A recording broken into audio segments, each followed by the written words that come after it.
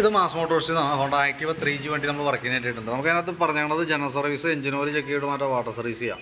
പിന്നെ petrol leak ഇടയ്ക്ക് വണ്ടിക്ക് ഉണ്ടായിരുന്നു എന്ന് പറയുന്നുണ്ടായിരുന്നു. ഇപ്പം നിലവിലില്ല, അത് ക്ലിയർ ചെയ്തിരുന്നതാണ്.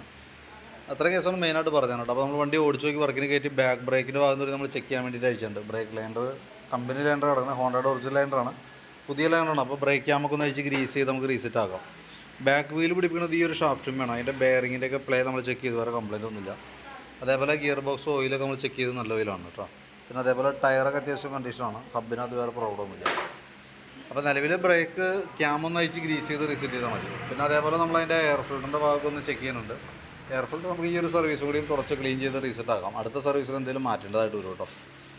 പിന്നെ അതേപോലെ ക്ലച്ച് ഭാഗം നമ്മൾ അയച്ചിട്ടുണ്ട്. അത് നമ്മൾ ക്ലച്ചിൻ്റെ ഓരോ ഭാഗങ്ങളും നമ്മൾ ഡീറ്റെയിൽ ആയിട്ട് ചെക്ക് ചെയ്യണം. കാരണം അത് ബെൽറ്റ് ഡ്രൈവ് ആയതുകൊണ്ട് തന്നെ നമ്മൾ മാനുവലായിട്ട് ചെക്ക് ചെയ്യണം. അതിന് വേണ്ടിയിട്ട് അയച്ചാണ് കേട്ടോ. നമ്മളതിൻ്റെ ബെൽറ്റൊക്കെ നോക്കി, ബെൽറ്റൊക്കെ വണ്ടി വന്നപ്പോൾ ഉള്ള ബെൽറ്റാണ്, പക്ഷേ വേറെ ഡാമേജോ കാര്യങ്ങളൊന്നുമില്ല.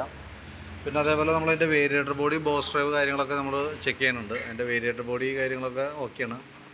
ബോസ് ഡ്രൈവിൻ്റെ ഉള്ളിൽ ചെറിയൊരു ടൈറ്റുകൾ കാണിച്ചു തുടങ്ങിയിട്ടുണ്ട്. കാരണം നമുക്കൊന്ന് ക്ലീൻ ചെയ്ത് ഗ്രീസ് ചെയ്താം. പിന്നെ അതേപോലെ ബെൻഡെക്സ് യൂണിറ്റ് ആയാലും വർക്കിംഗ് ഓക്കെയാണ്, വേറെ പ്രോബ്ലം ഇല്ല കേട്ടോ. ക്ലച്ച് യൂണിറ്റ് ഓക്കെയാണ്. അപ്പോൾ ക്ലച്ചിൽ വേറെ കംപ്ലയിൻ്റ് ആയിട്ടൊന്നുമില്ല. നമ്മൾ സർവീസിൻ്റെ ഭാഗമായിട്ട് ക്ലച്ച് ഗ്രീസിങ്ങിനായിട്ട് അഴിച്ചാണ്. ക്ലച്ച് ഗ്രീസ് ചെയ്ത് റീസെറ്റ് ആക്കാം. നല്ല ഫ്രഷ് ആയിട്ട് തന്നെ ഇരിക്കണം കേട്ടോ. ക്ലിയർ ആയിട്ട് സർവീസ് ചെയ്യണതുകൊണ്ട് തന്നെ വേറെ പുറത്തെ കഴുക്ക് കാര്യങ്ങളോ ഓയിലേക്ക് കാര്യങ്ങളോ പ്രത്യക്ഷത്തിലൊന്നും തന്നെ ഇല്ല. ക്ലച്ച് ഭാഗമൊക്കെ ഓക്കെയാണ്. പിന്നെ എഞ്ചിൻ ഹെഡിൻ്റെ ഭാഗം നമ്മൾ ചെക്ക് ചെയ്തു, ലീക്കേജ് കാര്യങ്ങളൊന്നുമില്ല. പെട്രോൾ ഓവർഫ്ലോൻ്റെ കംപ്ലയിൻറ്റ് പറഞ്ഞിട്ടുണ്ടായിരുന്നു. അപ്പോൾ എനിക്ക് തോന്നുന്നു അത് പുറമേ നമ്മൾ ചെയ്തു എന്നാണ് പറഞ്ഞത്. അപ്പോൾ കാർബറേറ്ററുമായി ബന്ധപ്പെട്ട പ്രോബ്ലമാണ്. നിലവിൽ ഇപ്പോഴത്തെ ഒട്ടുമിക്ക വണ്ടികളിലും കാണുന്ന ഒരു കോമൺ കംപ്ലയിൻ്റ് ആണത്. അത് നമ്മുടെ പെട്രോൾ E20 പെട്രോളാണ്. അത് ഉപയോഗിക്കുന്ന വണ്ടികളിൽ കൂടുതലായിട്ട് കംപ്ലയിൻറ്റ്. ഉപയോഗിക്കുന്ന വണ്ടികൾ എന്ന് പറഞ്ഞാൽ ഇപ്പോൾ നിലവിൽ നമുക്കത് കിട്ടാനുള്ളൂ. അത് കാർബറേറ്റർ മോഡലിലേക്ക് വരുമ്പോൾ അങ്ങനെ പല കംപ്ലയിൻസുകളാണ്, ഓവർഫ്ലോ, മിസ്സിങ്, അങ്ങനത്തെ പ്രശ്നങ്ങൾ കാണിക്കാറുണ്ട്. അപ്പോൾ അത് ക്ലിയർ ചെയ്താൽ സ്ഥിതിക്കുമ്പോൾ പിന്നെ അത് അഴിക്കേണ്ട ആവശ്യമില്ല. കുറേ കഴിയുമ്പോഴത്തേക്കും കംപ്ലയിൻറ്റ് വരും. അത് നോർമലായിട്ട് വന്ന കേസാണ്. അപ്പോൾ കംപ്ലയിൻറ്റ് കാണിക്കുമ്പോൾ നമ്മൾ നോക്കിയാൽ മതി കേട്ടോ. കാരണം ഒരു പ്രാവശ്യമൊക്കെ ഓവർഫ്ലോ എന്ന് കഴിഞ്ഞാൽ ക്ലീൻ ചെയ്താൽ കിട്ടും. പിന്നീട് റിപ്പീറ്റ് കംപ്ലയിൻറ്റ് കാണിച്ചാൽ കാർബറേറ്റർ മാറ്റി വയ്ക്കേണ്ടതായിട്ട് വരും. തൽക്കാലം ഒന്നും ചെയ്യേണ്ടത്, അങ്ങനെ നടക്കട്ടെ. പിന്നെ ഫ്രണ്ടിലേക്ക് വരുമ്പോൾ ഫ്രണ്ട് ഷോക്കിൻ്റെ ഈ ഒരു ബുഷ് നമുക്കൊന്ന് മാറ്റിയിടാം. അത് അത്യാവശ്യം ഓലായിട്ടുണ്ട്. ലിങ്ക് ബുഷൊക്കെ ഗ്രീസ് ചെയ്തിട്ടാൽ മതി, വേറെ കംപ്ലയിൻ്റ് ഒന്നുമില്ല. പിന്നെ അതേപോലെ തന്നെ ഫ്രണ്ട് ബ്രേക്ക് ലൈൻഡറൊക്കെ നമ്മളൊന്ന് അഴിച്ച് ക്ലീൻ ചെയ്തിടുന്നുണ്ട്. നല്ല ലൈൻഡറാണ്. ഫ്രണ്ടിലത്തെ ടയറായാലും അത്യാവശ്യം കുറച്ചുകൂടി ഉപയോഗിക്കാനുണ്ട്. നമ്മളിനിപ്പോൾ ശ്രദ്ധിക്കേണ്ട കേസ് എന്ന് വെച്ചാൽ നമുക്ക് ബാക്ക് ടയർ പെട്ടെന്ന് തീരും. നമ്മുടെ ബാക്ക് ടയർ മാറ്റണ സമയത്ത് ഈ ടയർ ഡിസ്കേപ്പാടി ബാക്കിലേക്ക് ഇട്ടിട്ട് പുതിയ ടയർ ഇടുന്നത് ഫ്രണ്ടിലിടാനായിട്ട് ശ്രദ്ധിക്കണം കേട്ടോ. കാരണം ഈ ടയറിൻ്റെ തേയ്മാനത്തിൽ ചെറിയൊരു വേരിയേഷൻ വന്നിട്ടുണ്ട്. അപ്പോൾ അതുകൊണ്ട് തന്നെ വണ്ടി തള്ളുമ്പോൾ നമുക്ക് ചെറിയ ഹാൻഡിലും ഒരു ചാട്ടം പോലെയൊക്കെ ഫീൽ ചെയ്യുന്നത് ടയറിൻ്റെയാണ്.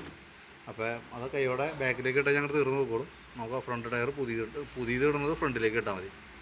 അപ്പോൾ അത് ഓക്കെ ആയിക്കോളൂ കേട്ടോ. പിന്നെ ബാറ്ററി നമ്മൾ കൂട്ടത്തിൽ കിടന്ന് ചെക്ക് ചെയ്തിട്ടുണ്ട്. 2024 മോഡൽ ബാറ്ററി വണ്ടിയും ഇരിക്കുന്നത്. അതിൻ്റെ വോൾട്ടൊക്കെ നോക്കുമ്പോൾ 13 കാണിക്കുന്നുണ്ട്. ലോഡ് കൊടുക്കുമ്പോൾ 9.20. നിലവിൽ ബാറ്ററിയൊക്കെ ഓക്കെയാണ്, വേറെ പ്രോബ്ലം ഒന്നുമില്ല കേട്ടോ. പിന്നെ അതേപോലെ സ്പാർക്ക് പ്ലഗൊക്കെ ഒന്ന് അഴിച്ച് ക്ലീൻ ചെയ്ത് തരുന്നുണ്ട്. ക്ലീൻ ചെയ്തിട്ട് നമുക്ക് എയർ ഫിൽറ്റർ മാറ്റുമ്പോൾ കൂട്ടത്തിൽ പ്ലഗും മാറ്റേണ്ടി വരും കേട്ടോ. അത് നെക്സ്റ്റ് അടുത്ത സർവീസ് നമുക്ക് ചെയ്യാം. പിന്നെ അതേപോലെ എഞ്ചിൻ ഓയിൽ മാറ്റുന്ന ടൈമാണ്. അപ്പോൾ ഓയിൽ ചേഞ്ച് കൂടി കൂട്ടത്തിൽ നടത്തി വിടുന്നുണ്ട്. അപ്പോൾ ഞാൻ അതിൻ്റെ ഒരു ഏകദേശം ഒരു എസ്റ്റിമേറ്റ് വാട്സാപ്പിലേക്ക് ഇട്ടേക്കാം. പിന്നെ general service, water service, engine oil, ആ ഫ്രണ്ടിലെ ഗ്രീൻ ബുഷ്, അത്രയാണ് നമുക്ക് മെയിനായിട്ട് വരുന്നത്. അപ്പോൾ ഞാൻ അതിൻ്റെ ഒരു എസ്റ്റിമേറ്റ് വാട്സാപ്പിൽ ഇട്ടേക്കാം. വീഡിയോ കണ്ടെയ്മർ നോക്കിയിട്ടൊന്ന് റിപ്ലൈ ഇട്ടേക്കാം. ഏകദേശം നമുക്കൊരു 7 മണിക്ക് ഔട്ട് തീരുമ്പോഴത്തേക്ക് ഞാൻ കംപ്ലീറ്റ് അയക്കുമ്പോൾ കോൺടാക്ട് ചെയ്തോ. ഓക്കെ.